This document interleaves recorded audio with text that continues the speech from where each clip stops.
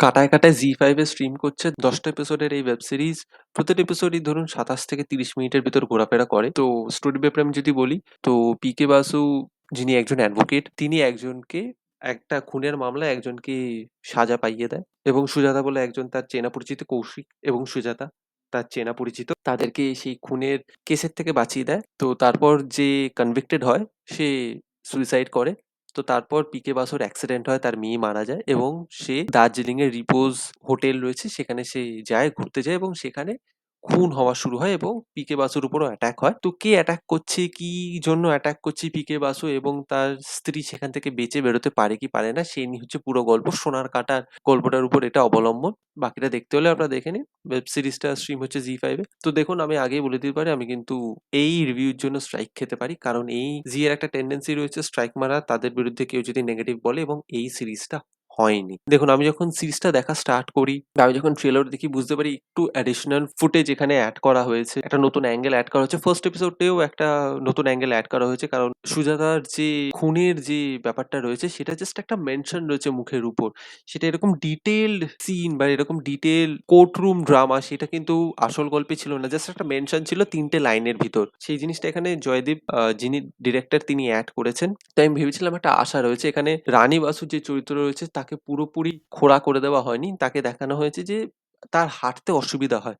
বাকি স্টোরিটা সেমই রয়েছে, তো এখানে কিছু চেঞ্জেস করা হয়েছে, একটা নতুন স্কেল অ্যাড করানোর চেষ্টা করা হয়েছে, খুনগুলোকে একটু ভালোভাবে দেখানোর চেষ্টা করেছে। তোমার একটা আশা ছিল কিন্তু জাস্ট হয়নি।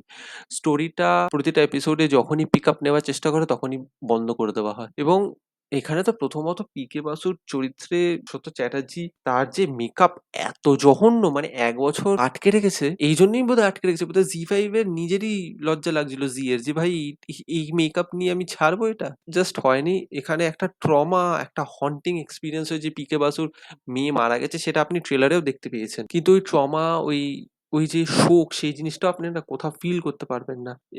এবং আপনারা খুব শিগগিরই বুঝতে পেরে যাবেন কে খুনি। মীরও রয়েছে, পায়েলও রয়েছে, কিন্তু কারোর অভিনয় না তেমনি নজরকাড়া নয়। এবং কৌশিক এবং সুজাতার চরিত্রে যারা রয়েছে, কৌশিকের চরিত্রে যে রয়েছে তাকে আমি দেখেছি কয়েকটা অন্যান্য ওয়েব সিরিজ বা টিভি সিরিয়ালে। আমার তার অভিনয় একদম ভাল লাগেনি। যাদেরকে দেখে আপনার সাসপেক্ট মনে হতে পারে যে এরা প্রবাবল খুনি, তাদেরকে এত ডাল ভাবে দেখিয়েছে, এত ডাল পিকচারাইজেশন।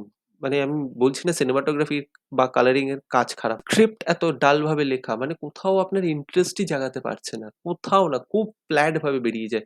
আপনি পাহাড়ে বেস করেছেন, ওরকম কালারিং করলেন, আপনি ওরকম সেট তৈরি করলেন, তাতে তো হবে না। আপনাকে তো সেই টেনশনটা বিল্ড করতে হবে না, সেই টেনশনটাই কোথাও এখানে বিল্ড হচ্ছে না, প্রচন্ড ফ্ল্যাট ভাবে বেরোয় এবং আপনার ইন্টারেস্টই হোল্ড করতে পারবে না। মানে এই পুরো সিজনটা যদি ৬টা এপিসোডে করতো, ওই ২৭ মিনিট ৩০ মিনিটে না করে ৪৫ মিনিটেরই করতো, একটু ভালো টেনশন বিল্ড হতে পারতো। এবং এখানে সোহমও রয়েছে, সোহম অনেক পরে আসে, মানে 8th এপিসোডে গিয়ে তার এন্ট্রি হয়। তো আমার খুব একটা না ভালো লাগেনি। আমার প্রচন্ড আশা ছিল আমার পিকে বাসুকে ভাল লাগে, শাশ্বত চ্যাটার্জি, অনন্যা চ্যাটার্জিকে ভাল লাগে, কিন্তু যে সিরিজটা হয়নি সেই সিরিজটা হয়নি। মানে প্রচুর ফ্লপ, প্রচুর flop. Pacing issue, writing issue, লজিকের অনেক প্রবলেম রয়েছে, তো আমার ভাল লাগেনি।